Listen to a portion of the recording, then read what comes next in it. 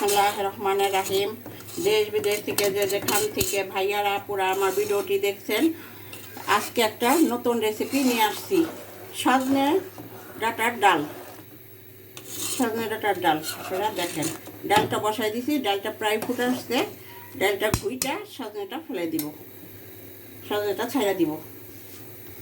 ডালটার মধ্যে সব কিছু দিয়ে সিদ্ধ দিয়ে দিছি, পেঁয়াজ রসুন, তারপরে আপনার লবণ, এগুলা সব দিছি। হলুদ ফালাই দিব ঘুটার পরে। দাঁড়াও, এখন ডালটা ঘুটে দিব। ডালটা দেখেন এই হয়ে গেছে, ঘুটে সাজনাটা ফেলে দিব।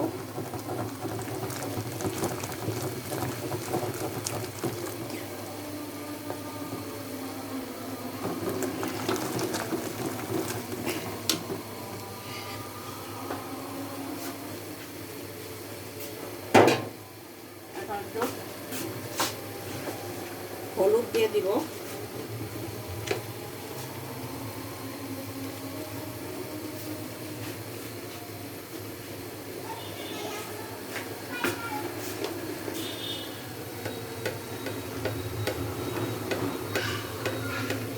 দেখেন একটু পরিমাণে হলুদ দিচ্ছি। কারণ সাজনার মধ্যে কত পরিমাণে হলুদ থাকবে সেটা তার আমি জানি না, একটু পরিমাণে কম দিয়ে পরে দেখি।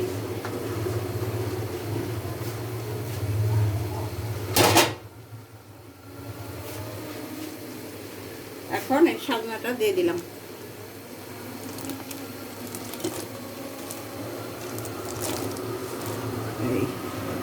এখন সাজনাটা সিদ্ধ হোক, তারপরে আবার ফিরে আসছি।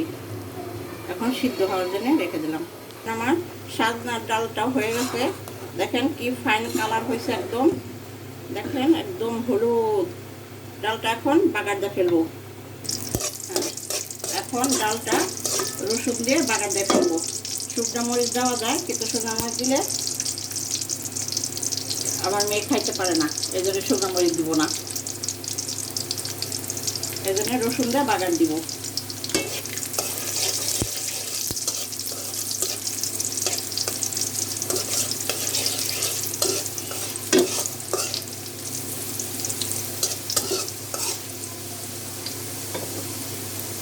এখন রসুনটা প্রায় হয়ে আসছে আমার, দেখেন।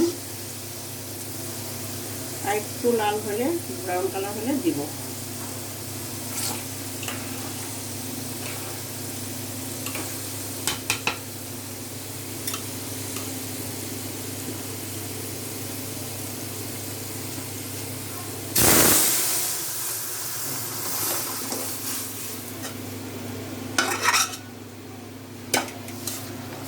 দেখেন ডালটা আমার কি সুন্দর হয়ে গেল একদম, এবং অনেক সুন্দর গন্ধও বেরিয়েছে। রসুন দিয়ে বাগার দিছি। আপনারা এই সাজনার ডাল কে কে পছন্দ করেন কমেন্ট করে আমাকে জানাবেন। দেশ বিদেশ থেকে যেখান থেকে ভাইয়ারা আপুরা আমার ভিডিওটি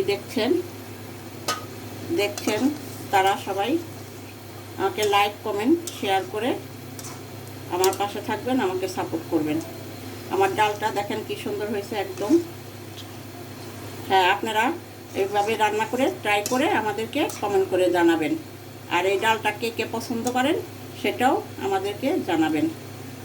সাজনার ডাল, হ্যাঁ, আপনারা আমাদের জন্য দোয়া করবেন, আমরাও আপনাদের জন্য দোয়া করব। আল্লাহ হাফেজ।